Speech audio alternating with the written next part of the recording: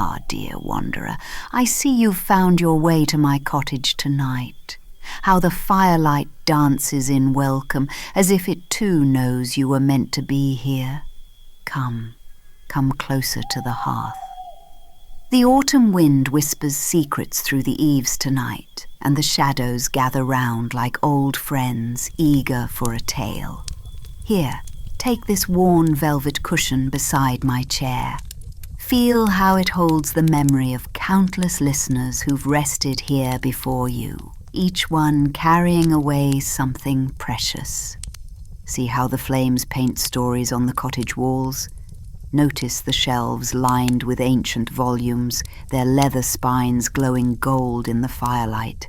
Smell the sweet herbs hanging from the rafters. Lavender for peace, rosemary for remembrance, and sage for wisdom. Let your breathing slow and deepen with mine. In through the nose, out through the mouth. Feel your shoulders dropping, your jaw relaxing, your whole being settling into this sacred space between day and night, between the ordinary world and the realm of wonder. Tonight, dear soul, I shall share with you a tale that has travelled through many lifetimes to reach your ears. It speaks of broken things made beautiful, of stories that seem ended but are merely paused, and of the mysterious magic that lives in our seeming failures. This is the tale of the Bookbinder of broken stories. And the tale begins in the mysterious workshop. In a village that existed somewhere between yesterday and tomorrow, where cobblestone streets curved like ancient rivers and morning mist never quite lifted from the gardens, there stood a most peculiar shop. The sign above the door, painted in fading silver letters, read simply, "Stories mended here." Most villagers hurried past without a second glance, for they were busy people with practical concerns. Bread to bake, children to tend, fields to plough. They had no time for whatever strange services such a shop might offer. But those who paused would notice something extraordinary. Through the diamond-paned windows they could glimpse shelves upon shelves of books in various states of disrepair. Some lay open with pages scattered like fallen leaves. Others were bound with gentle silver chains, as if their stories were too precious to escape. Still others glowed with a soft inner light that seemed to pulse like a sleeping heartbeat. Inside this workshop dwelt Erasmus, the bookbinder of broken stories. He was neither young nor old, but something timeless, the way ancient oaks are timeless, having witnessed countless seasons while remaining mysteriously themselves. His fingers, stained with inks of impossible colours, moved with the practised grace of one who had spent lifetimes healing wounded narratives. Erasmus possessed a gift that few understood and fewer still believed. He could repair the stories of human lives, not the books themselves, you understand, but the actual living stories, the ones written in heartbreak and hope, in dreams deferred and love lost, in the thousand small defeats that make us human. Each morning he would find new books appearing on his doorstep. They arrived in the night, brought by whom he never knew. Some were elegantly bound but with chapters torn out. Others were written in a child's uncertain hand, their pages water-stained with tears. Still others bore scorch marks from fires of rage or disappointment. These were not ordinary books. These were the life stories of souls who had given up on their own narratives, who believed their tales were too broken to continue, too damaged to ever reach a happy ending. Now let us meet the woman with the unfinished story. On a particularly grey Tuesday, when the rain fell like liquid silver and the world seemed wrapped in gentle melancholy, a woman appeared at Erasmus's door. She clutched a slim volume to her chest, its leather cover worn smooth by anxious fingers. "Please," she whispered, her voice barely audible above the rain's song. "They said you might be able to... that perhaps you could..." Her words trailed off like autumn leaves caught in wind. Erasmus set down his delicate tools and gave her his full attention, the way moonlight gives itself completely to the night. His eyes, the colour of deep forest pools, held no judgment, only infinite patience.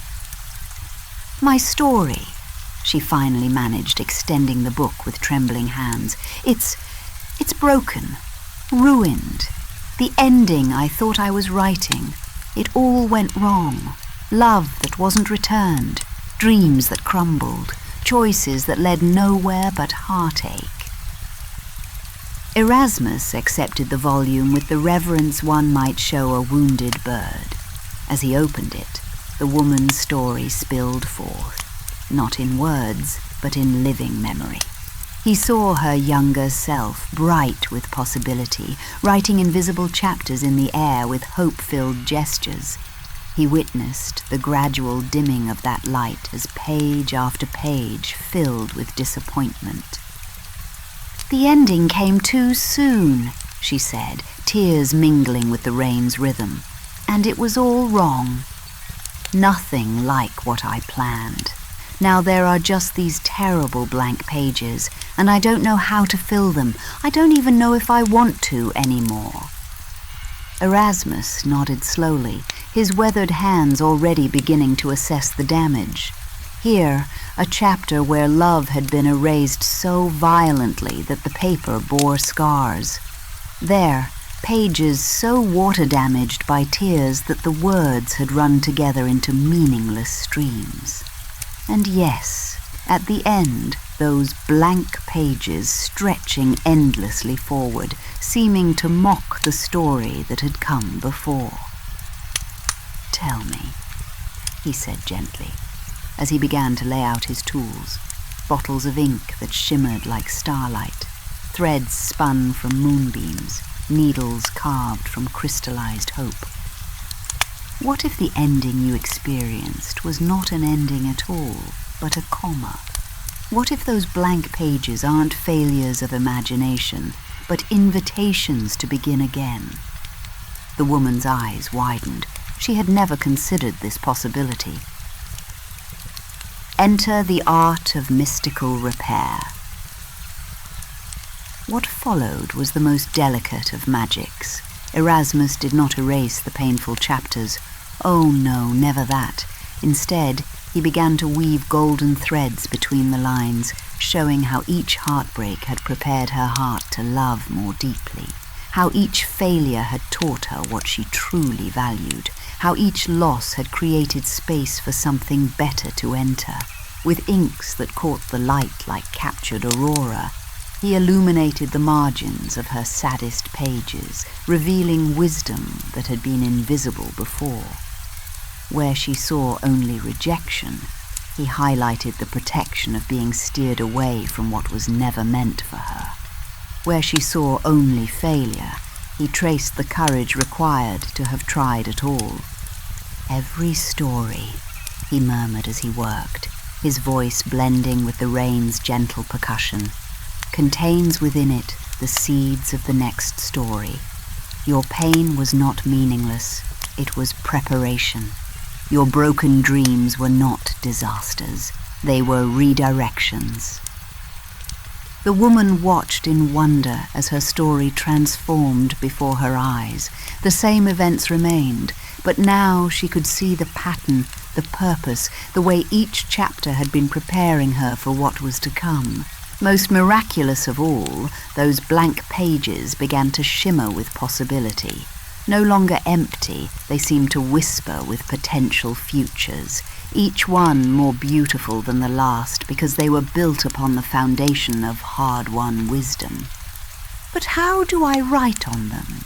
she asked, her voice now filled with wonder rather than despair. "How do I begin again when I've forgotten how to hope?" Erasmus smiled. the expression transforming his weathered face into something luminous. From his desk, he withdrew a quill unlike any she had ever seen. It seemed to be made of crystallized moonlight, and when he placed it in her hands, it grew warm against her palm. "This," he said softly, "is crafted from your own resilience. Every time you survived what you thought would destroy you, every morning you chose to rise despite your pain, every moment you loved despite the risk of losing, all of this has been transformed into the very tool you need to write your next chapters. Now, child, let us learn of the gift of a renewed narrative."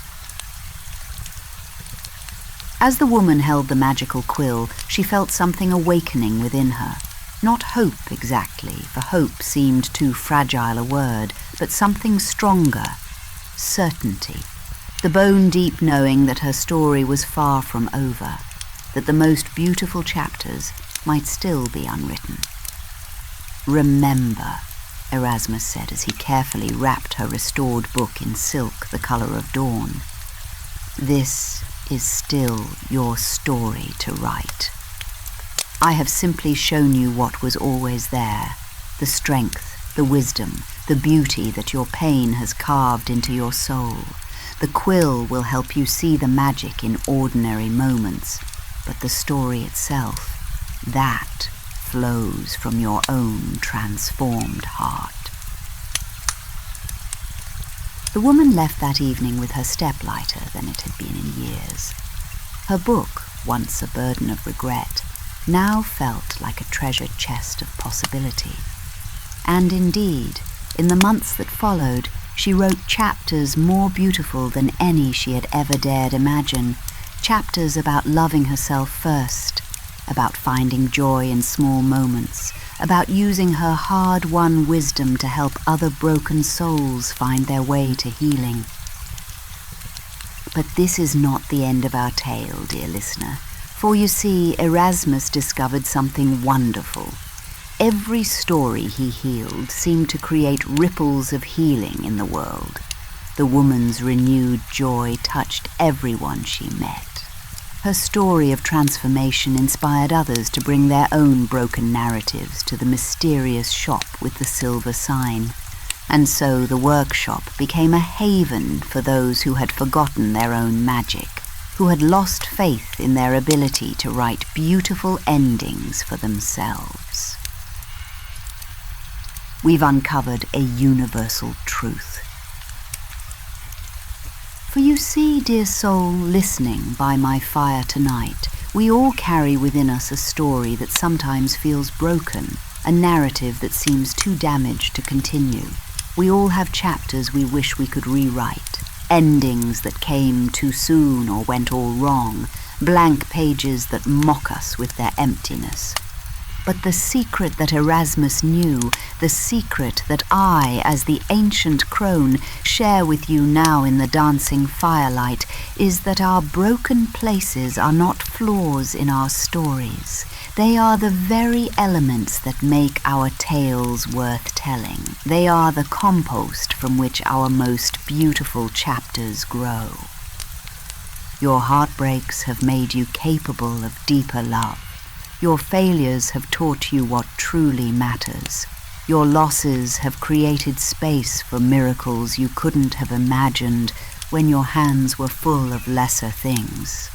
And those blank pages in your future, they are not voids to fear, but canvases waiting for the masterpiece that only you can create. A masterpiece painted with the full spectrum of your experience, dark colors and light ones dancing together to create something far more beautiful than either could achieve alone. And so, dear wanderer, as the fire burns lower and the night grows deeper, remember the lesson of the Bookbinder of broken stories. Your story is not over. Your most beautiful chapters may yet be unwritten. And the very experiences that seem to have broken you have actually been preparing you to write with a wisdom and depth that no untested soul could ever achieve. You may rest now, knowing that somewhere in the space between dreams and waking, your own story is being tended by hands more loving than you know. Tomorrow's blank page awaits not your perfection, but your willingness to begin again, to write with the golden ink of your hard-won wisdom. If it is your desire to sink into slumber, may you sleep deeply, dear soul. Let the firelight carry your worries away on its gentle smoke, and may you wake knowing that you are both the author and the hero of a story far more beautiful than you have yet dared to imagine. Sweet dreams, my dear one. Sweet dreams of beautiful tomorrows.